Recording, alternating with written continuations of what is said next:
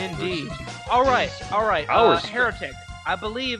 Heretic. I believe that we are reaching the end point of our podcast time because we promised that we would not make these too long. So let's get along with fifth generational warfare. I've came my Yeah. pants twice already talking about this lady. So let's go ahead and get on to fifth generational warfare, where my currently raging boner neutral position. Well, again, this was the most upvoted topic. We only had 5 votes. So in the future, if you are part of the Cave Troll Vanguard Hedge Fund, please make sure to vote for topics. That way we can bring you the most desired topics. But this was the most upvoted one. So I definitely wanted to finish with this. I'm still trying to learn about this topic myself. And the reason why I'm struggling to get a clear footing on it is because it's not very well discussed. There's only been a few like mainstream speakers on the topic, which is Tim Pool. Honestly, is the only one that I've ever heard bring it up, and that's what led me to look into it. All the literature on it comes from exclusively one place, which is concerning. Um, Apparently, India and Pakistan have been waging a fifth generational warfare for years now. So they have all these lectures and topics on the thing. And so I had to fucking sift through hours of uh, Durka Durkas and Hindu accents trying to understand what the fuck this was. But it is pervasive and it is concerning. Um, so definitely we need to address it here today.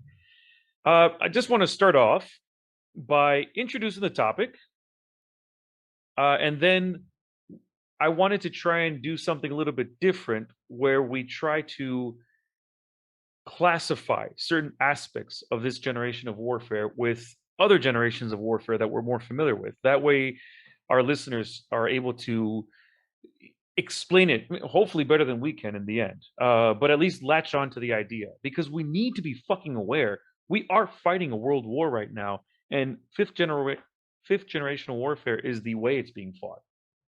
So before we begin, anything you wanna mention, Birgit?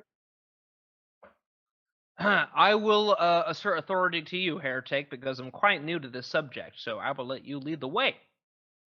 Okay, well, I appreciate it. And again, I'm sure that there are people that are more well versed than me. I have a just under the surface level understanding, but well enough to know that it needs to be discussed more. We need to be talking about this topic more. Um, for starters, this was a PPT originally put together by Hasnain Imran. I don't know if he's Pakistani or Indian. Like I said, they're both fighting it with each other. This is what they keep saying. The Pakistanis and the Indians. So you're going to get lectures on it from both sides. But this is one that I thought was pretty simple. These are the contents of what I'm going to cover. So starting off, what is war? War is defined as a state of armed conflict between different countries or different groups within a country. Now let me go into the generations of war. And again, I'm going to go very surface level with this. I can't stress that enough. First generational warfare is what we've had for most of human history. You essentially have men and a very rare occasion women will stand in lines and they will go at it with each other and fight each other on a battlefield, kill each other, row after row of combatants until one side wins in victory. All right, so that's first generational warfare.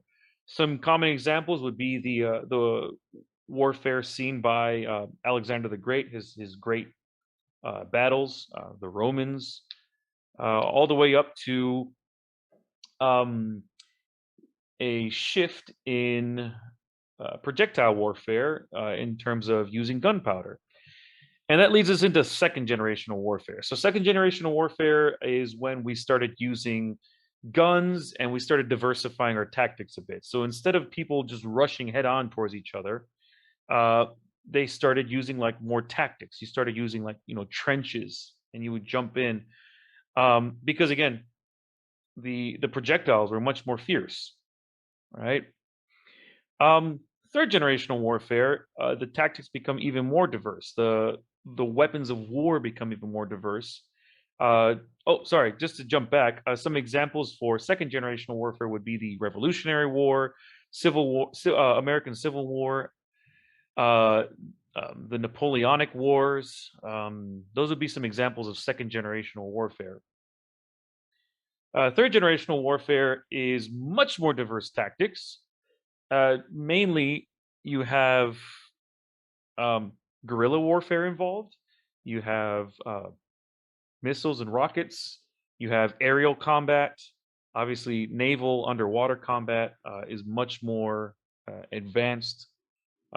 Projectiles become far more advanced, and a new introduction into the entire warfare environment, which is telecommunications. So that's third generational warfare. The telecommunications aspect is very important. So, like Mm, communicating over radio, using right. some level of propaganda. Right. So that started. Finally, You would argue. You would agree somewhere World War One, World War Two, probably World War cor- Two. Right. World War One, in a combination of World War One and World War Two. World War Two was full on third generational warfare. Right. Um, Right. Right. That makes yeah, sense. and just a great. I'm glad that you mentioned the difference between those two, because each one of these wars has some um, semblance of the previous generation, right? Just like, one day when you have your fantasy children with Isabel Peralta, they're gonna look like both of you guys, even though they'll be a totally different iteration. Of course, the fantasy Mm. children, of course, because I'm Mm. gonna make sure that I'm she getting a boner fathers Earl of again. Grey's I'm children. Yeah. don't Ooh, don't get I'm don't glad to know that yeah. this Generations of War lecture is giving you a boner. I aim to please. Uh, Oh. now, third generation. Oh. God damn it! Why did God, I do that? Oh fuck! you made me came my pants 3 times because you had to bring up her name 3 times. It just came my pants. Okay, let's continue, please. I can For do the it. ladies listening, I'm gonna roll my R's for you. No. Isabella Yeah. Medina Peralta. Uh, Peralta. uh. And you're getting turned on by me, by the way, Matt. Me, by the way, Beer Gut Bob. God damn it. Anyways, let's move on. You can keep fapping while I'm getting into fourth generational warfare. Fourth generational warfare is where radio and propaganda take on a whole new identity. They are at the forefront of the war. There's also a lot more guerrilla style tactics, a lot more insurgent style tactics. Oftentimes, fourth generational warfare um, can be fought not even between two nations. It could just be fought between two factions. Like, for example, in the States right now, a perfect example of fourth generational warfare would be the clashes between Antifa and Proud Boys. All right. That would be an example of that on a smaller scale. A bit bigger scale would be ISIS fighting against, you know, Syria, the Syrian government, Taliban fighting against the Iraqi government. Um, the RFA, if we're moving into Europe, I believe that's what they're called, the RAF or the RFA, fighting in Ireland. So those are some examples of fourth generational warfare, but there's a lot of propaganda. And fourth generational warfare was only possible thanks to Edward Bernays, which is a close relative of Sigmund Freud. Uh, Edward Bernays, Edward Bernays Mm. was people often, Interesting. yeah. Uh, are you familiar with Edward Bernays? The name sounds very familiar, but I know that Freud has some impact on the Frankfurt School of Psychology, which has fucked up a lot of people in our generation. Anyway, please continue. Who is Bernays for our viewers? Please tell us. Well, for starters, I want to preface it by saying, everyone always says, "Oh, if you can go back in time to kill Hitler, would you do it?" I'd say no. I'd go back in time. There's 3 people I'd kill just to make sure a guy like Hitler never comes to power. I would kill Karl Marx. Mm-hmm. Um, Here, here. I Here, would kill here. Karl Marx. Uh, Robespierre. Jesus Christ, I forget his name. Robespierre of the French Revolution. And Edward Bernays. These are probably 3 of the most Mm. destructive entities to the modern world because of what they've contributed. Um, Okay. Although, to be fair, we would have never had Napoleon. Napoleon was did quite great things for France, but that's a whole nother topic for another day. Um, Mm-hmm. so, anyways, Bernays. I like to get into Napoleon into Napoleon with you. By the way, this is not a plug, but this is just a recommendation. The Life of Napoleon, or Napoleon Alive, by Andrew Roberts. This is a fantastic biography of Napoleon by the author Andrew Roberts. This list is, I read it a long time ago. I read it probably 6 years ago now. It's a fantastic biography. Definitely check it out. I need to read it again just to make sure it's all tip top. But for the most part, when I read it, it seemed pretty spot on. So if you want to learn about Napoleon right now, tomorrow, get the book Napoleon by Andrew Roberts. Okay, let's continue, Heretic. Well, and just one final note on that, not to bring her up again, but Isabella Peralta, Napoleon is another perfect Peralta. example of what happens as a overreaction to a leftist movement. So the French Revolution was one of the earliest iterations of a far left takeover. They were pushing all kinds of insane and degenerate laws, and when Right. people got fed up with it, they literally elected a far right dictator in the name of Napoleon, which some historians I've listened to their podcasts compare him to the Proud Boys, in that he was very like Western unity and chauvinism. He was very much that kind of cultural identity. So again, expect a very far right movement in the near future, especially in America. And at the very least, I hope they'll just leave my family alone. But Can I guess sorry to interrupt you, Heretic, but may I yeah, may I add one more little nuance to what you just by said? all means, all the nuance you want.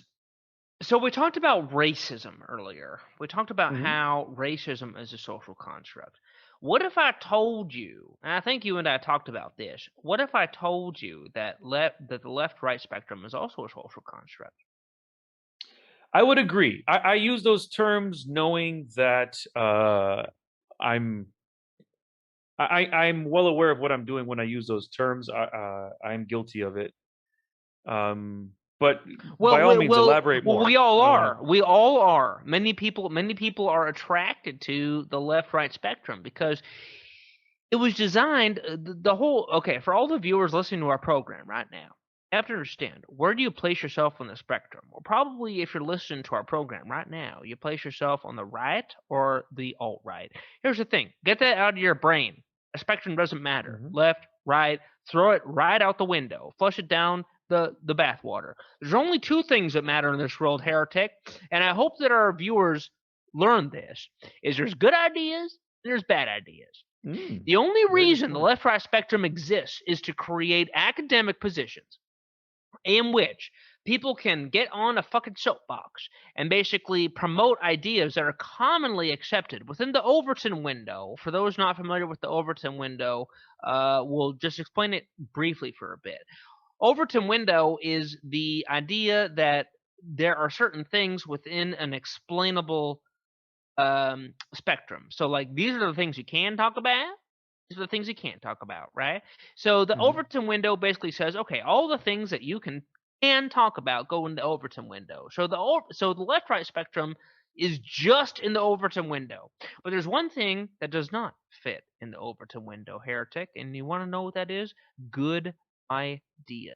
So good ideas will Good always ideas. trump Fucking love it. so good ideas will always trump the left-right spectrum, and it will always trump the Overton window, because the Overton window will only accept left-right ideas. That is very important for our listeners to learn. Do not align yourself with left or right. Do not put yourself in a box. Do not allow people to put yourself in a box. Don't go up to your lefty friend or your lefty family member and say, "Oh, I lean right." Don't do that. That's wrong. Wrong. The left right thing is a fake construct. That's what I Mm. want. That is a key takeaway of this program today, I believe, is that we need to do away with the spectrum. The only reason, and we talked about this on our last podcast, Heretic, the only reason the left-right spectrum exists is because of where people were sitting on benches in the French Revolution. Well, you know what? It Yeah. doesn't have to be that way. It don't have to be that way. We can just do like, oh, hey, that's a good idea, or that's a bad idea.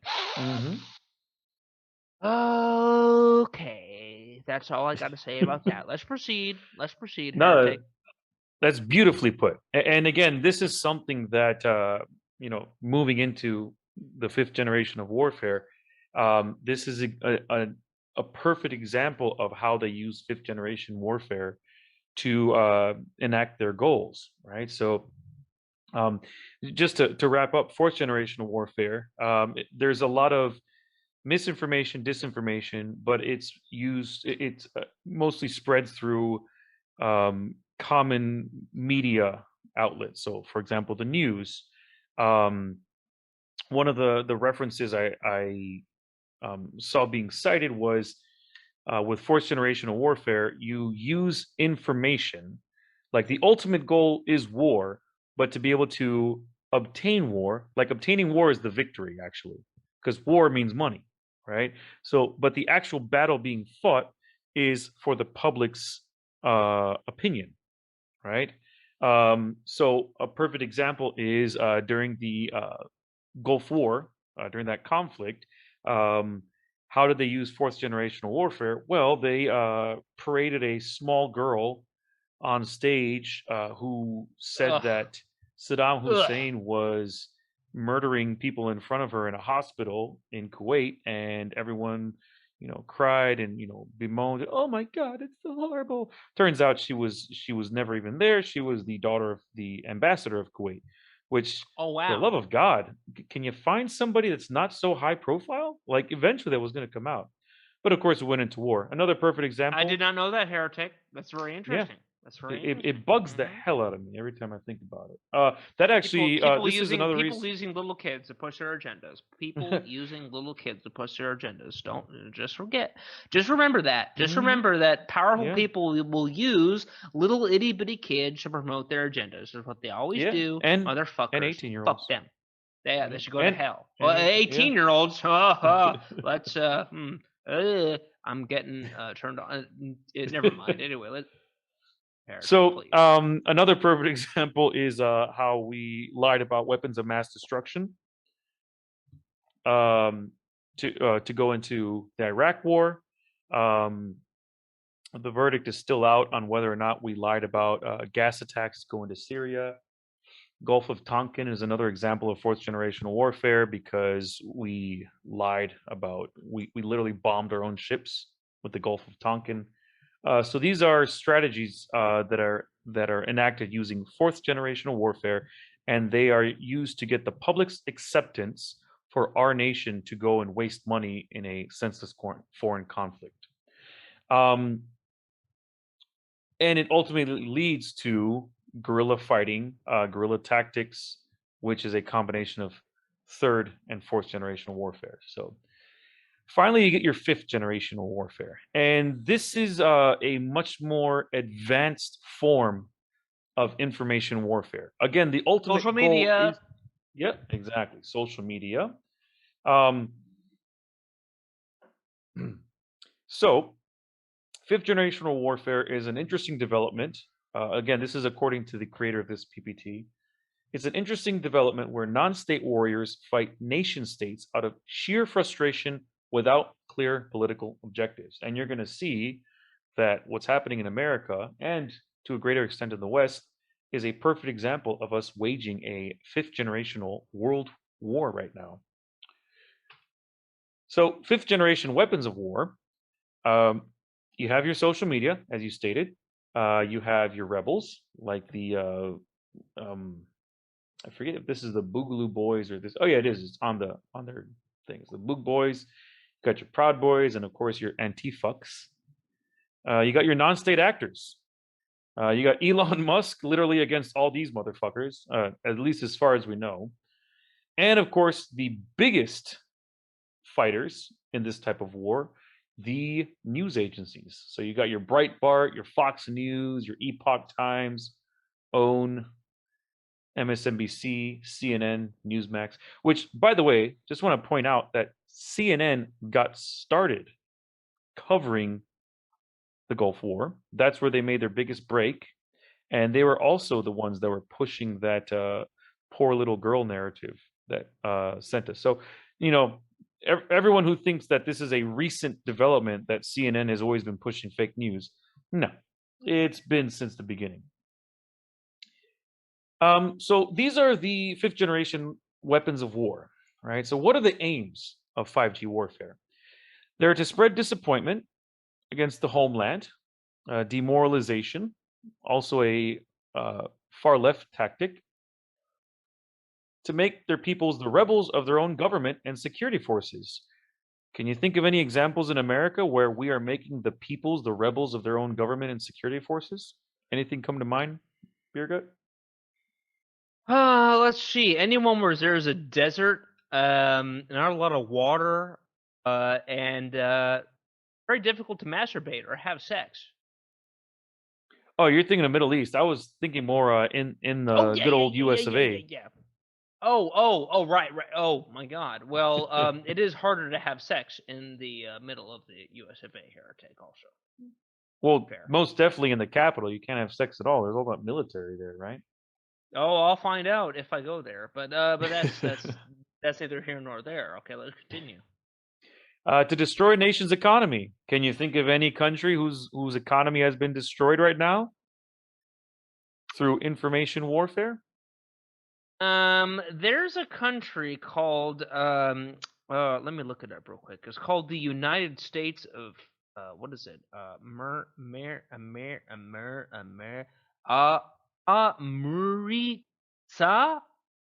Ka? Is that what it is, heretic? Yeah, sounds German. America. America. We're all living in America. America is wunderbar. You know that. I've never heard that. It sounds like you just made it up. Oh no, that's a real song by You're getting Rammstein. America by Rammstein. Listen to it; it's a good song. you're getting It's a good song. some cool lines from your Nazi friends there. They're not Nazi. I mean, they might be, but I don't care. Yeah. Just remember, not all Germans are Nazis, but all Nazis are German. Oh, zing! Except for Isabela Medina Peralta. No, it's all out of your system now.